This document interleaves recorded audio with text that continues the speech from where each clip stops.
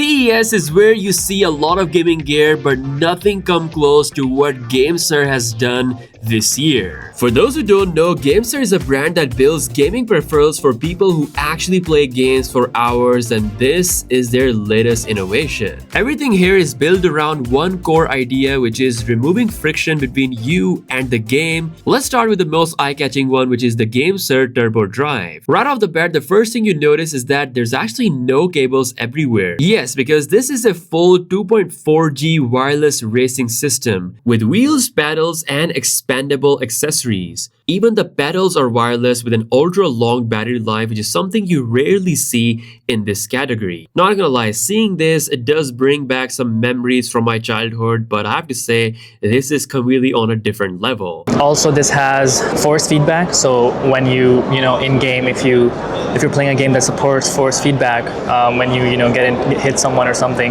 you're gonna feel vibration and haptics inside the wheel.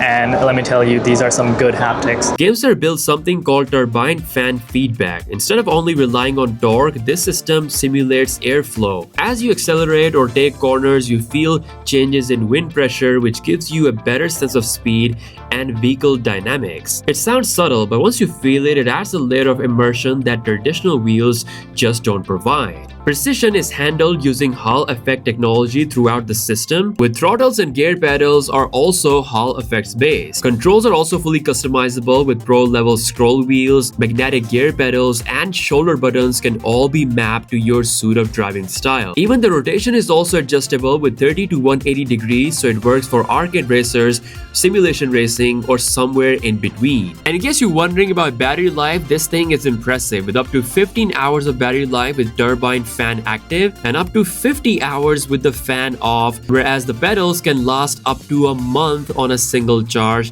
This is genuinely practical for super long-term use. Next, we have GameSir Swift Drive. This one is all about force feedback purity. It features a compact direct drive motor developed in-house by GameSir. It's actually the world's smallest direct drive motor in this category. Direct drive matters because it delivers clean, immediate force feedback without belts or gears getting in the way. You feel every steering input, every road bump, and every collision. Swift Drive also uses 2.4G wireless connection, so it keeps your setup clean and flexible. And once again, its precision comes from Hall effect technology across the board, which means steering encoder with up to 65,000 levels, Hall effect throttles spanning in left and right joysticks, clutch, buttons. This eliminates drifts and keeps the control consistent over time. Swift Drive also uses 3 haptic motors for great feedback, but I also like the fact that they have massive customization here as well. You've got pro level pedals, a left hat switch, analog buttons. You can also adjust rotation between 30 to 180 degrees, plus the hex mounted rubberized design of the wheel is replaceable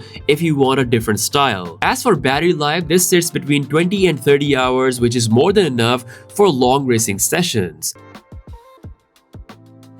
So tell me, in which department you see the most growth over the next 12 to 18 months? Yeah, I think we already spoke for ourselves with all of these showpieces. Yeah. So we're definitely seeing some growth in more casual mobile gaming, and we're making high performance PC products. I do think that mobile is going to grow a lot. Okay, so next up, more of a nuanced question. So Beta, what type of controller tech do you think is overhyped, and what do you think is under-engineered or like underhyped?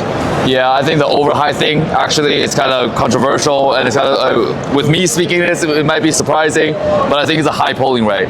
Yeah. Oh, really? Yeah, oh, a lot of players, not a lot, but several players on the market are already coming out with high polling rate products. Yeah. Same with us. We came out with 1000 hertz a few years ago, and now we're up to 8000 hertz. Yeah. But I think it's overhyped because some people are just really jam all the data into the USB stream. Yeah. But they haven't considered latency. They haven't considered joystick sampling. They haven't considered resolution. So on paper, 8000 sounds great. Wow, spoken like a true expert. Do you have anything else to add? Yeah, and for the under the hood stuff, the under engineered stuff, I think it's haptics. We know that PlayStation has been playing with haptics a lot. Same with Nintendo. They introduced haptics a long time ago into gaming.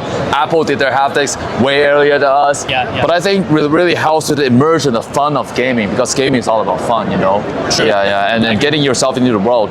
So that's why we partner with Titan to develop our own haptics hardware, and we developed another set of in-house software to fully support it on every game. I gotta say, GameSir has definitely made the mark at CES 2026, giving us wireless controller setup where it makes the most sense, Hall effect technology everywhere to remove long-term problems like drift, and lots of quality customization. They all feel like tools built for people who actually play games for hours. Let me know what you think about this in the comment section below, and stay tuned for more awesome CES content coming your way.